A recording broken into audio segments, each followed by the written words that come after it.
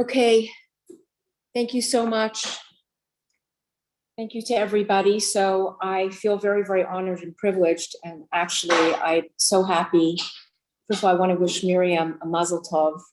Miriam recently got married, and it's such a great joy. Baruch Hashem. We all wish you should have just hatzlacha and bracha, and you should be surrounded with the love and emunah that you bring to everybody else. Thank you so much. I want to introduce you. It's really such a simcha, I've got to tell you. So Miriam Esther Baver Booregard, is that the new last name? Yes. Booregard? Booregard is my new last name. Emunah is the centerpiece of my life story. At various times in my life, I have felt very far from Hashem. But I always knew he was there, and that no matter what, he would always do what was best for me, especially in those times when I didn't understand why I was faced with a particular challenge. My journey includes many years as a single parent, conversion to Judaism, a second marriage with not so blended family. As I settled in, I had my own bout with cancer and the life changes that brought my husband's battle against brain cancer and the accompanying struggles and his ultimate patira, and my transition to life without him. And now, beginning a new chapter with my new husband, Yoel, the journey continues, and I know that Hashem has guided and continues to guide me with each step of the way. Each life challenge and gift has led Miriam to a new level of understanding, a new closeness with Hashem. It is only through strengthening of emunah that she has been able to harness that power and knowledge to affect changes which have taken her personal relationship with Hashem to a greater level, made her marriage strong, and her professional life more successful and satisfying. Miriam Esther Baver Booregard is an AACP certified coach, specializing in emunah with experience in personal and business coaching, bringing a clear focus to your path and achievement of your goals and mission. And an energy healer, working with people all over the world to manage and resolve many physical and emotional conditions, including depression, anxiety, PANDAS, low platelets, pain, Bell's palsy, and other physical and emotional illness. Miriam can be reached for coaching and healing, and I will put up that number and I will share it in the WhatsApp group. Thank you so much, Miriam. So happy for you.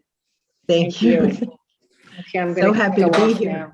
So happy to be here. I felt like I was running late because I had to rush hubby out the door this morning. It was an interesting dichotomy for me. Thank you, first of all, Nomi and Yehudit Sarah, and of course, Nomi Batya, for always remembering me and asking me to come speak with everyone here. I really appreciate it.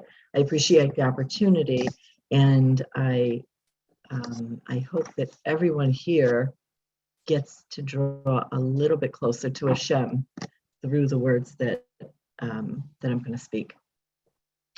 I'd like to say also, may today's learning be a schus for the Leilei Nishma of Shana Tzivia bat David Perel HaKohen and Nehemiah Ayale Peretz Alevi ben Eliyahu Alevi. Today I want to talk about emunah and bitachon. And it seems like such a basic topic, but it is a topic that I have found that we all struggle with. Anxiety creeps in, we all experience it.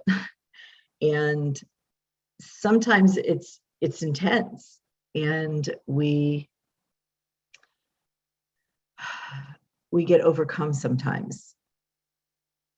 Other times, it puts us on edge, makes us grumpy, causes us to lose sleep, and has a number of different effects on us. We really, at its worst, it can be pretty crippling, both physically and emotionally. It's not always an easy thing to do, to get through. But the good news is, we are blessed. We are truly blessed as Jews because we have a tool right at our disposal to fight this anxiety. And it is simply emuna. Emuna and bitachon are the weapons we can use to overcome any struggles, whether we classify it as anxiety or whether we just feel like it's a huge challenge. And everybody on this call, there is not one woman on this call this morning that does not already have emuna. Don't make any mistake. If you believe in Hashem, you already have emuna. The only question is, to what degree do we each have it? That's the only variable. And a lot of times, we lose sight of how potent our own emuna really is. How to use it to overcome anxiety, but you do already have it. There's no question about it. So let's talk about recognizing and being able to use this tool, this bracha that Hashem has given us. Okay, let's start with the basics. Emuna, what's the difference between emuna and bitachon? Emuna is just simply the belief in Hashem. There's no magic to it. If you believe in Hashem, you have emuna, and you have the ability to use this to improve and empower yourself. So what is bitachon? A lot of times they're used interchangeably. They sometimes can be. However, bitachon is really sort of the next step. It is the way we harness our emuna and we trust in Hashem through our actions, through how we're addressing our lives. Bitachon is, so to speak, emuna in action. So emuna means I believe. Bitachon means I act like I believe. I don't just give it word service. I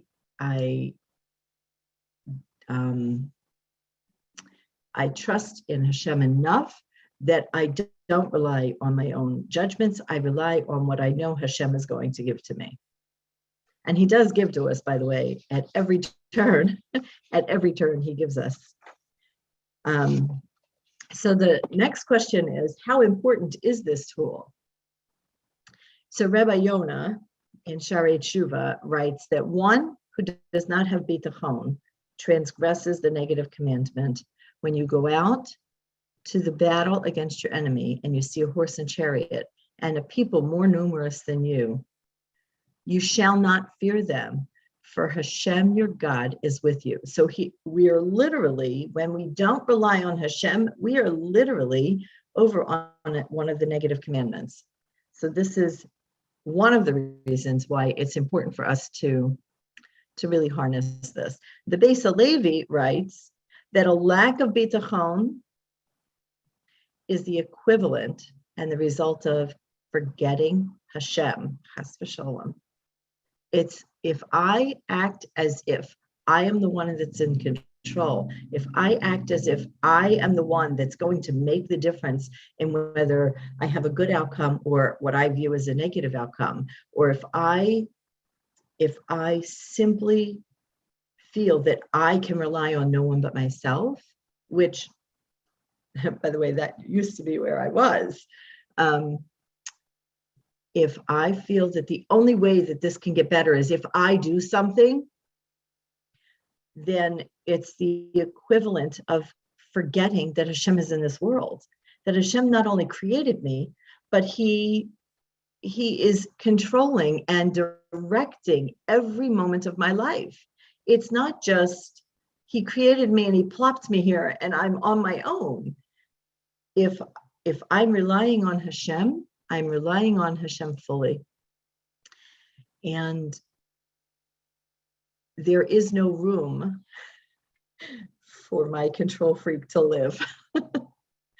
And aside from these two sources, which I know there are more, I'm just trying to not overwhelm here. But I believe from my own experience, and I know that each of us can pull from our own experiences, I believe that this is the single most important aspect of my life. the single most important aspect of my life is the reliance on Hashem. Because without Hashem, we can go on. We know people that don't have Hashem in their lives, and they go on and they live successful lives. But the problem comes when they do run into problems, or they do have challenges, and they feel that they must overcome it, and they don't have a resource. They drive themselves almost mad sometimes with trying to come up with the correct solution, but when we rely on Hashem, we know that our hishtadlut is the reliance on Hashem. We know that it doesn't matter if I complete this task or not, because Hashem has the perfect plan. No matter what it is, no matter what I see in this world, it's only part of the picture. What I see in this world is only a small part of the picture. So if I set out, for example, to keep an appointment at 10 a.m., I set out to keep this appointment, and I don't get there until 10:30, and they decide that they don't want to see me. Why in the world did I have to go through the machinations of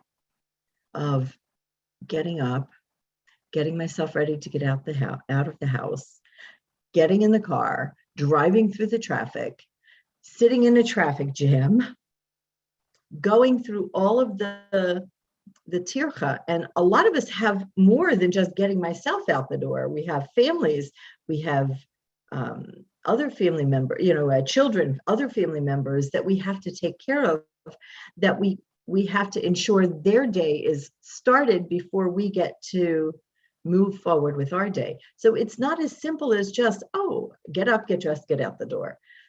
And there are so many pieces to each of us, each and every day, that when we're relying on Hashem, we can rest assured that whenever one or more of the pieces don't go according to the way we're feeling, or we're wanting, or we're directing, we can rest assured that there is an unseen piece of the puzzle that is created in a way that we are getting the best. So in other words, the primary example, I guess, that's used most often, it would be if I am late for an appointment, if I'm stuck in a traffic jam, what do I know? I know that I'm sitting with all these cars around me and I'm getting irritated or frustrated or whatever it is, because I know I'm supposed to be there at 10. And here it is, 5 to 10, and I'm still sitting here and I'm surrounded and I can't move and there's nothing I can do about it. What is that situation meant to bring? I don't know. Perhaps if I were to go faster, if I were to be at the places that I had planned at the times I had planned them to be, perhaps something untoward would have happened for me. Perhaps something much worse than a simple traffic jam would be causing me irritation, so to speak. So when we get to these moments where we're seeing that the anxiety is starting to peek through, that I'm anxious and I'm sitting in a traffic jam, that I'm irritated that the child spilled the milk this morning and now I've got a big mess to clean up, or whatever it is that is creating what we feel are stumbling blocks in our lives. These are all moments where we can take a breath and we can thank Hashem for this small little thing, because they really are small little things. Thank Hashem for these small little things that are seemingly in our way, and accept upon ourselves that Hashem has the best plan for us. And in this way, we are building our emunah in a traffic jam or with spilled milk. we are really not only building our emunah, but we're actually drawing close to Hashem in this way. And it is strengthening and really forging our relationship with Hashem, so that when chas v'sholom, bigger challenges come along, it's an easier tool to grasp. Okay, so Hashem always knows what is in our best interest, especially when we think we do, especially in those moments. The more we're confident that this is the best thing, the more likely it is that, especially when we see it going awry, the more likely it is that Hashem has a different and better plan for us. Okay, I want to read a little bit from Rabbi Eliezer Parkoff in Trust Me. He writes, Trust Me, an anthology of Emunah and Bitachon, which I love all of his books, but this one in particular touches my heart. And in this book, he writes, and Moshe and Aaron went and gathered the elders of the Israelites. And Aaron spoke all the words that Hashem had spoken to Moshe.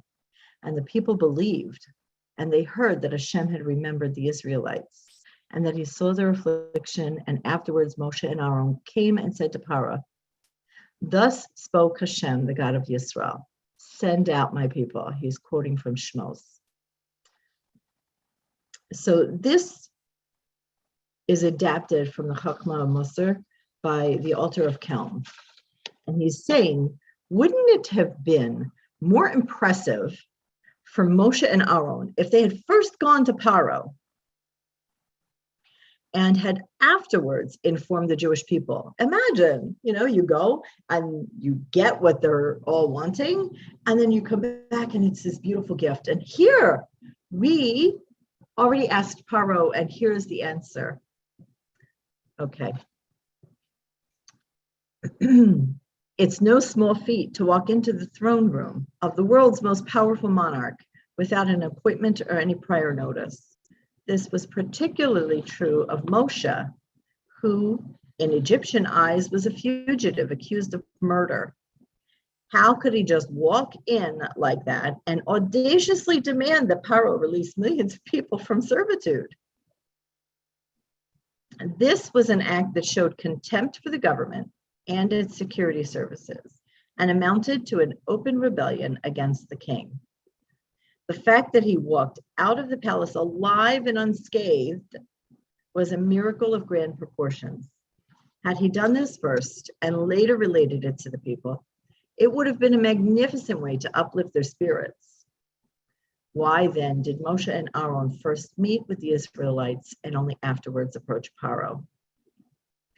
We must say that without the merit of emunah that they engendered in the Jewish people, Moshe and Aaron would not have been worthy of being saved.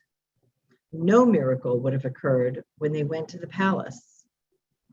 Therefore, they first went to inform the people about the approaching redemption. Then the people believed, and they heard that Hashem had remembered the Israelites. Only after this had occurred could they safely approach Paro. This is why the next verse immediately states, and afterwards, meaning that only after the people had believed were Moshe and Aaron able to approach Paro. Without the emunah of the Jewish people to back them, they would not have been able to reach the throne room and present such an outrageous demand. Only after the people showed their emunah could Moshe and Aaron enter the palace and declare a revolt without any opposition from the Egyptians. That is the basic principle in life. A person must maintain his bitachon and emunah under all circumstances. Getting depressed and forlorn only makes the situation worse. The important thing is to hold firm, no matter how difficult things appear.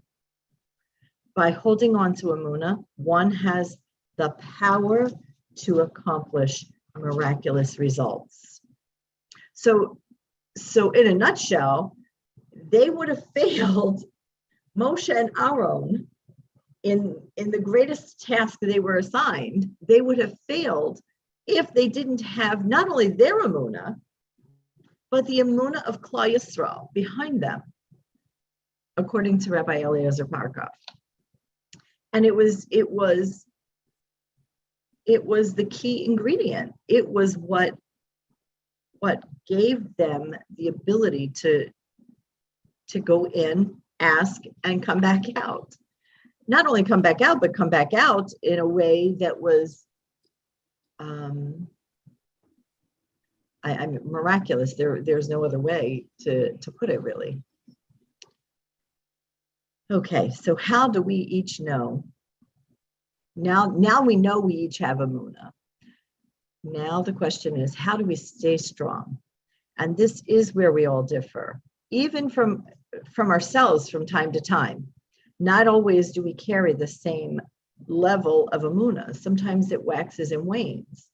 So it is an avoda. It is something that we must work on every day. To be able to sit in traffic with a smile on our face and just know that this is part of Hashem's plan, even the traffic, the child that's spilling the milk, the teenager that is questioning and causing, a little bit of disruption in our household. All of these things are part of what Hashem has designed and planned for each and every one of us. So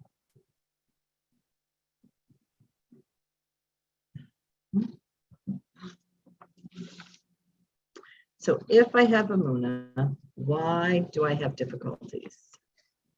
Why do I have these problems? So there are a number of reasons. Sometimes it is to avoid a bigger problem. The little problems come our way in order that we should avoid a bigger problem. We just don't recognize it that way. But there are other reasons. Without difficulties, we don't look for Hashem. We don't look for him. We go about our lives and we just assume that this is the way it's supposed to go because we made all these plans and we took care of business. When our lives are comfortable and routine, we oftentimes don't feel that need to cry out to Hashem. Sometimes we even neglect the relationship and our davening. And it is an avoda. It is part of, not part of, it's the primary reason we're here, is to know and love Hashem. So another reason would be to build our bitachon, to build the muscles we use in order to rely on Hashem. Because it's very easy to say, I believe. It's another story to take it to the next level and to really act on those beliefs. So one of the things that we really must keep in mind is that we really don't want to fall into the hands of people. We really want to be in Hashem's hands. So we also have to keep in mind that when we say we don't want to fall into the hands of people, we want to only be in the hands of Hashem, we have to remember that one of the sets of hands that we don't want to be falling into are our own hands. And we do this to ourselves. We think we can take control. We think we have the best plan. We think we know what we should be doing, and we don't rely on Hashem. One of the things that we should be doing always is asking Hashem's guidance. Anytime, something as simple as going to the grocery store. My tefillah every time I pull into a grocery store parking lot is, Hashem, please let me get everything I need, nothing I don't, and help me to stay on budget. Every time I pull into a grocery store, that's my tefillah, because I know that my nefesh, not my neshama is that desiring only spiritual. My nefesh, however, is sort of animalistic. and might buy the bag of potato chips or the chocolate bar or the whatever it is, when I know that I don't need those things. I'm not saying they're bad if you if you do need those things. I know I don't need those things. So it's important that we remember at each moment in our day that we have not only the ability, but we have the opportunity to ask Hashem to guide us through each step of our day. We don't have to daven only the 3 times a day. We don't have to daven only once, only at night we do hitbadadut. We have the ability throughout the day at every single step of the day. And through that, we can avoid falling into our own hand. Through relying on Hashem, through the simple act of uttering a tefillah, we can acknowledge that Hashem is really the one in control, and we can start to rely on what Hashem wants for us. Okay? Also, when we're looking at police officer, if we're stopped, we get stopped, God forbid, or a neighbor or a boss, as a source of our consternation, right?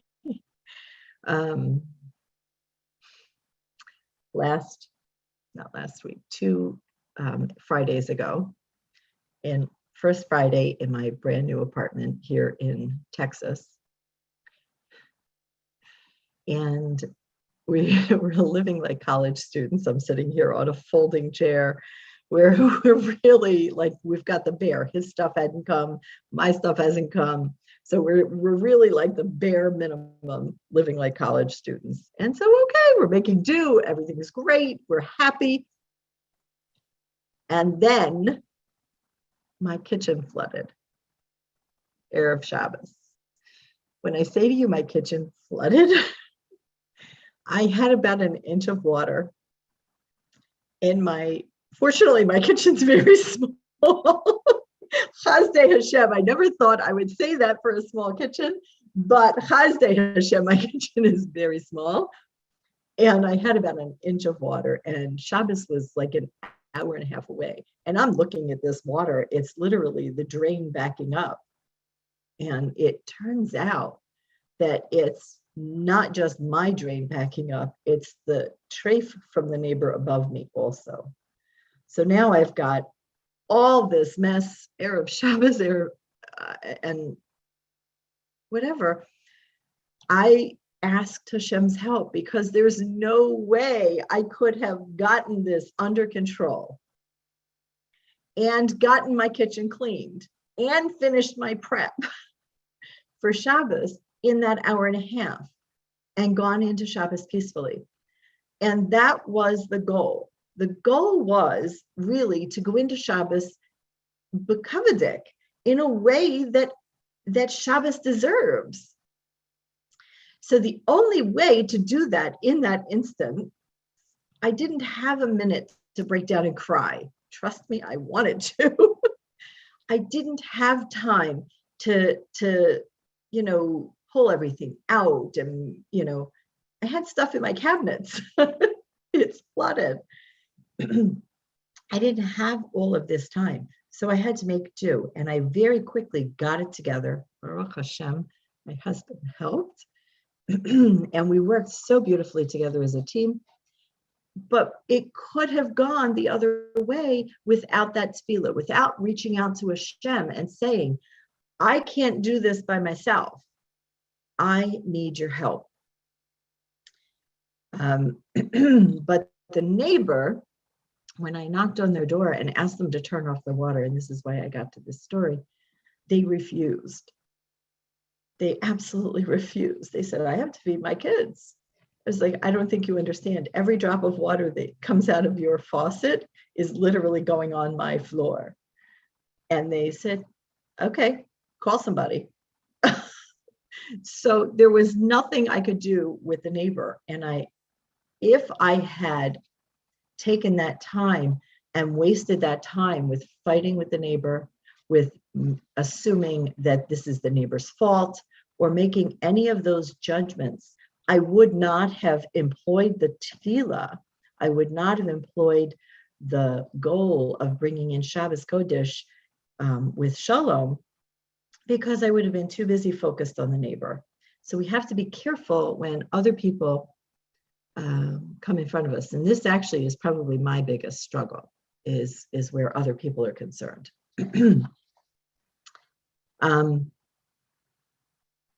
Okay, so we never want to fall into the hands of others, whether it's ourselves or whether it's other people, under whatever circumstance, whether it's the neighbor, the boss, police officer, chas v'shalom, whatever it is. King David, when he was faced with falling into, he was actually punished, but he was punished because he was on a higher madrega than most of us are. He was punished because he asked the cupbearer twice to remember him and to tell Paro about him. So he was on a higher madrega. But no matter how dismal a particular predicament may seem, when we gird ourselves with this emunah, when we gird ourselves and take the next step of bitachon and rely on Hashem through tefillah, rely on Hashem through the knowledge that this too is what Hashem wants for me, we can turn a hopeless, what seems to be a hopeless situation, into a win. I was so happy when we got into Shabbos and our kitchen was clean and Shabbos was prepared and everything was ready. I was so happy to be able to look at my new husband and say, it was beautiful. The mess was beautiful. Why was the mess beautiful? Because we both focused on Hashem and on Shabbos Kodesh and on each other, as opposed to outside people that were quite possibly just stumbling blocks for us. Not quite possibly, were just stumbling blocks for us. We were able to look at each other and just know that we did, under those circumstances, the best we could possibly do. It was probably one of the holiest Erev Shabbos I've ever had, because we knew that the Shekhinah was there with us, because we were able to forget all of the rest of it and just know that we were working together in Shalom and bringing Hashem into our lives rather than pushing him away. So it's a simple thing. It really is a simple thing once we get into the habit. Okay. All of this. So the other thing that we have to remember before we move on to strengthening a bit, the other thing we have to remember is that Hashem reproves those whom he loves. In other words, how do I know Hashem loves me? Because he sent me a messy kitchen under the hardest of circumstances. And that's his way of testing me. That's his way of reminding me that he is involved in my life. As long as I remember he's involved in my life, all is good. The problem comes when we forget this. But every little detail of our lives, if we reach into our pocket, as they tell us, and we pull out a nickel instead of a quarter or vice versa, even those little things are tests from Hashem, right? It doesn't seem like such a test.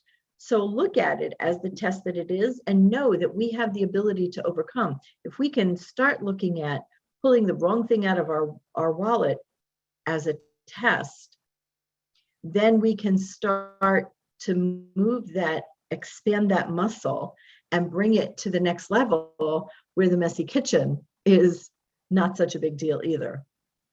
Okay, but we know that Hashem loves us every time we look at that messy kitchen, every time we look at the spilled milk, or we sit in a traffic jam, or we pull the wrong thing out of our wallet. Every single time, or the neighbor tells us they're not going to stop flooding our kitchen. Every single time we're able to look at those things and say, there's a reason Hashem is giving this to me. and it's only because he loves me, then we can start looking at all of the tests that he sends us. And each and every one of us has our own set. I could sit here for hours and not possibly cover every single test that every person in this group has. But Hashem only gives us these problems as we see them because he loves us. And when we can look at those things and know that it's coming because we're not the snake, we're not the serpent in Gan Eden, right? That was the punishment of the snake, was that it would crawl on its belly and eat anything, even dust, for food, because Hashem wanted nothing to do with the snake. So we know that when we need food, when we need a home, when we need to drive carpool, when we need whatever it is, that those needs are created simply because Hashem loves us and because he has not forsaken us. So it's important to start thinking of those things in that way also, so that when the bigger things come. So this is how we strengthen our emunah. The most effective way is through prayer. And I'm going to get back to that in a minute. I know I may be running a little bit long. I don't know what the time is right now, but we're almost at the end here. The most effective way is through prayer. And we'll get back to that. Okay. But the best way, not through prayer, I mean, prayer is the best way also, but one of the best ways to strengthen the emunah is through those small bites, through the spilled milk, through the traffic jam, through those minor problems that we face every day, and reframing how we're looking at it. Don't look at it as a challenge. Look at it as an opportunity to grow closer to Hashem, an opportunity to really draw close and to recognize that Hashem is running the world, and I am indeed not only wanting to rely on him, but expected to rely on him. Okay. One of the things I'm told is count to 10 when something gets frustrating. Count to 10. I personally have always found that to be more frustrating than the original situation. I see people shaking their heads. I'm so glad I'm not alone on that. So glad. But if we instead of counting to 10, I will never tell someone count to 10 because it's so frustrating. Instead of doing that, reframing and just looking at it differently, as we've been speaking about. Okay, so very quickly on prayer, there are a number of, first of all, let me just mention, is it okay if I mention, Nomi, that I'm having a basics in Hitbadadut class this Motzei Shabbos. Of course. Free. There is no charge. Anybody who texts me, and Nomi, you'll give them the number. Anybody who texts me, I'll send you the link. Okay, but it's basics. So when we're talking about tefillah, we're talking about Hitbadadut. I am speaking about Hitbadadut because while the 3 times a day are beautiful, they're designed to move us in a particular way. These, with Hitbadadut, we can focus on and improve our relationship in a way that is different, not better, but different than the regular tefillah that we're offered through the Siddur. So a couple of tricks that I offer or that I mention, and I'll mention these again, Motzei Shabbos, is to establish a makam, establish your place for Hitbadadut. Now, it could be more than one place. I'm still new in Texas, so I don't really have more than one makam here yet. But in Illinois, when I was in Chicago, I had my place in my home that I created and I made beautiful so that I'd want to be there. It felt like a garden. It felt like a special spot in my home in order to draw close to Hashem. And then I also had a couple of forests that I would go to, my happy place. Anybody who is familiar with my videos knows that I have a happy place in Illinois. Get there early. You know, if you're saying, I'm going to start davening at 10 o'clock, I'm going to start my Hitbadadut at 10. get there a couple minutes early and make sure your cup of tea is set. Make sure that there's nothing in the way, no papers from the kids or the husband or whatever it is in the way that may have accumulated throughout the day. But get there a couple minutes early so that you can settle in at the time that you want. Establish a routine and include thoughts on how powerful prayer is and what the schus is, the merit of prayer, how incredibly lucky we are to have Hashem, and that he actually does listen to us. Speak in your own language. Give tzedakah. That's a way to get your tefillah moving, is to drop 3 coins, Kabbalistically speaking, 3 coins into a pushka. And they don't have to be large coins, they can be pennies. Do tshuva. These are just ways to get yourself closer to Hashem and to get your hippopotamus moving. Personalize Hashem. Call him Tati, Abba, Rabbeinu Shalom. Whatever name speaks to you and helps you feel more connected with Hashem, these are the names you should be using for him. And as Rebbetzin Fagi Torsky tells us, we should imagine that we are approaching a huge castle with the most important person in the world. He is, right? The most important entity in the world. And just imagine that as we're approaching our place to pray, that we are approaching the King of the world.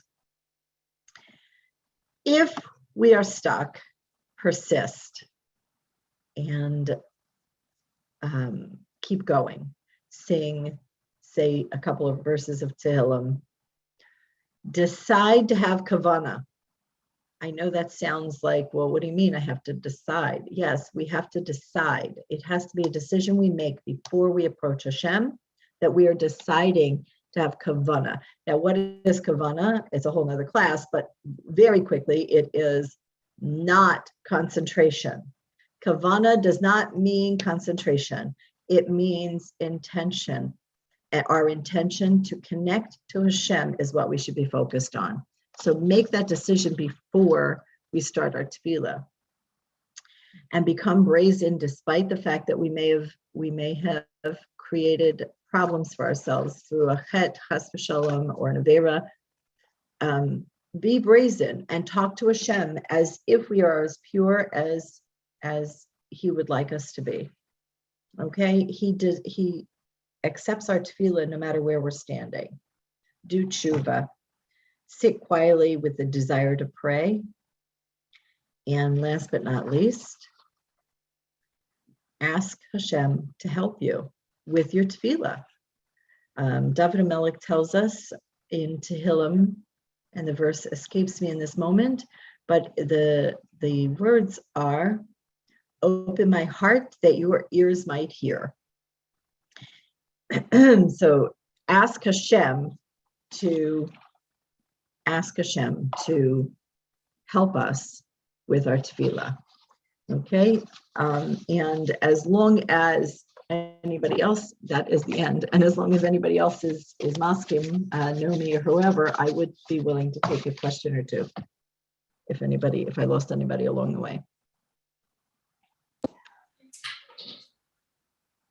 I just want to say thank you so much. Thank you. You're Very wonderful. appreciative. It was really wonderful. Thank you so much. Thank you. And thank you, ladies. Each and every one of you have turned on your video. It is really nice to see everyone's faces. Miriam, thank you. I had a